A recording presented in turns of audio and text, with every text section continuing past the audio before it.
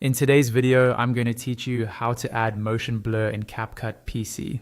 Motion blur is a simple effect that adds a natural streaking to fast movement, making cuts feel smoother and adding a sense of speed to clips like action shots, transitions, and whip pans. We'll keep it quick and clear so you can follow along easily. Start with your project already open in the CapCut PC editor. On the left side of the screen, you'll see the main toolbar. Click Effects. This opens the Effects panel, which is where CapCut organizes a wide range of looks and filters. At the top of this panel, there's a search bar. Click into it, type Motion Blur, and press Enter on your keyboard. You'll see Motion Blur in the results. Select it once.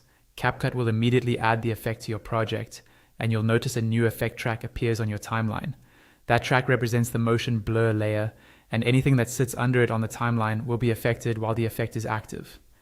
Next, position and time the effect so it appears exactly where you want it.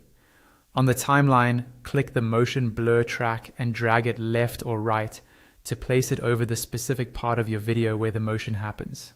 If you only want the blur during a transition or a quick camera move, line the effect up so it covers just that portion.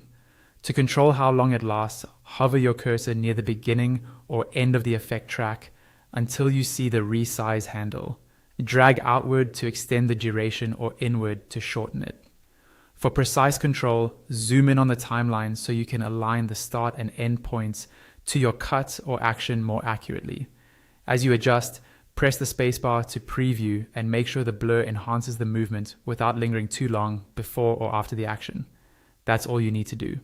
By adding motion blur from the effects panel and then sliding and trimming its dedicated track on the timeline, you can apply the effect exactly where it's most impactful.